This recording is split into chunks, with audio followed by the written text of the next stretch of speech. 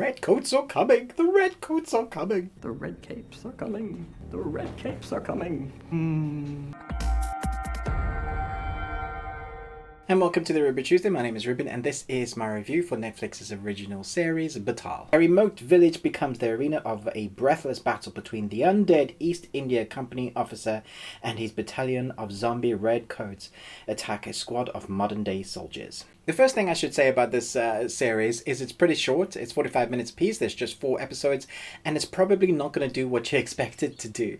When I initially watched a bit of the trailer, I always watch a little bit, and then I know if I want to watch it or not. I thought this was going to be a proper horror, but I have to probably warn you, just so that you know now, don't expect massive amount of horror. It is cast as a supernatural thriller horror series from Netflix. Its original language is Hindi, and it's obviously an Indian series, and I do enjoy Indian series. On that note, let me know in the comments below which is your favorite Netflix original Indian series. But carrying on, this is not what I expected at all. I really expected this series to be very scary, and I have to say it isn't very. There are definitely moments that it harks to certain series or films that you will recognize. There are moments of like Exorcist or The Ring, where people are contorting their bodies weirdly. The prosthetics in the monster zombies are quite different. At times they look very good, at other times they're just quite comical. I have to say, this is a very different take on the British are coming, the British are coming. The British are coming, the British are coming. Because you have this battalion of zombie spirit warriors who, from the Betaal spirit, is controlling them.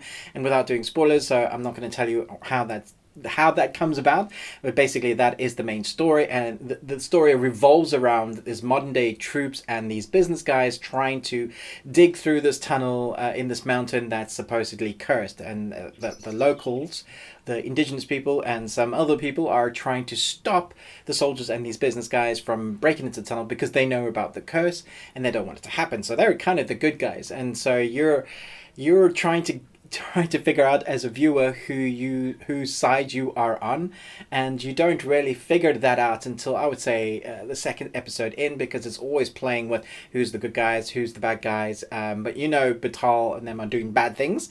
He's zombie troops.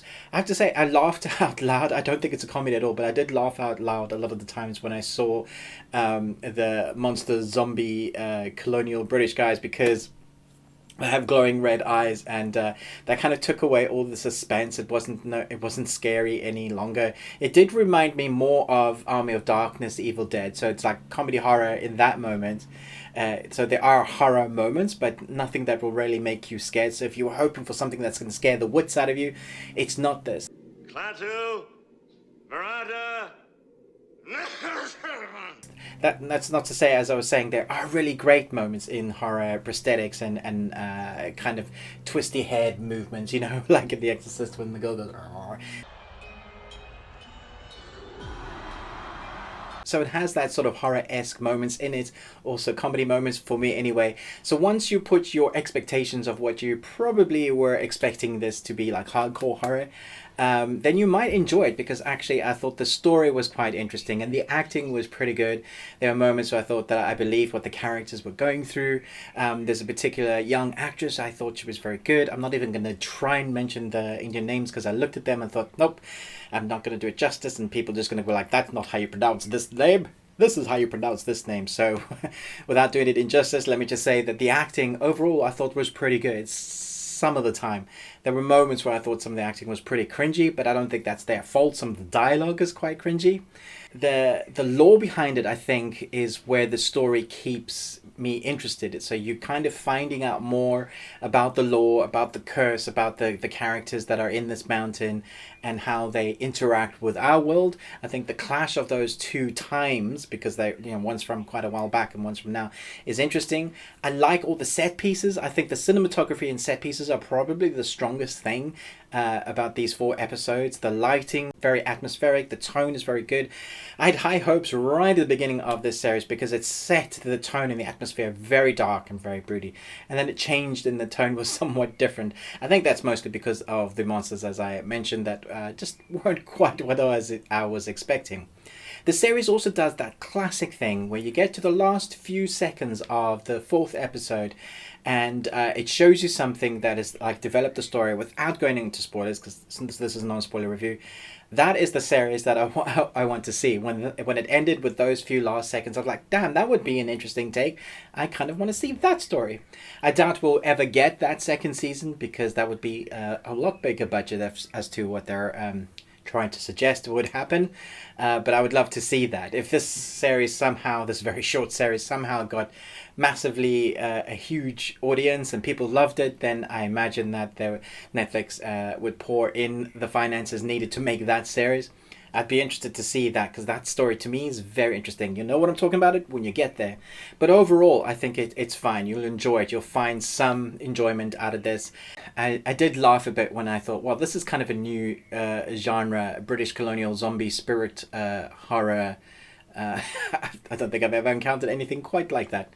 Yeah, totally new meaning to the British are coming. The characters themselves don't get a lot of backstory, so don't expect arcs for the main protagonist. There's one character that gets a little bit of a backstory.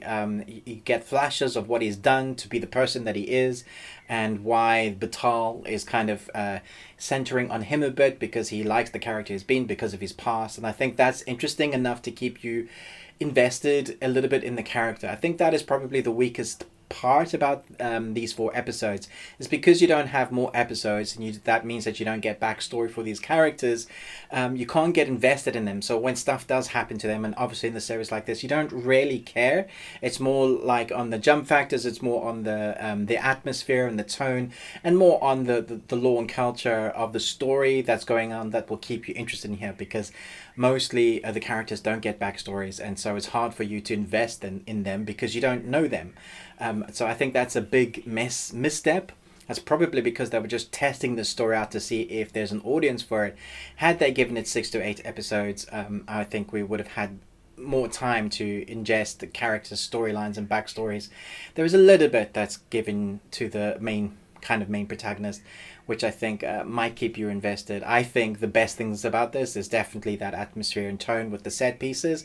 That works well to create some really, I think, vibrant scenes. I love the lighting in this, and I loved what they did with their sets. I think it was very good in that way. But if you're expecting this to be like one of the scariest series you've ever seen, and you thought that maybe you were getting that through the trailer, this is not that. This is just something that you might laugh at, but enjoy as well. So let me know in the comments below what you thought about this. I'm going to go C+. I was teaching a B-, but I think it's a midway season. Interesting story. I'd love to see a second season. If we get that second season, they were kind of teetering on what could happen in the next season. Let me know in the comments below, what is your favorite Netflix original Indian series? Thanks so much for watching this review, but most of all, until next time, remember, live long and choose life.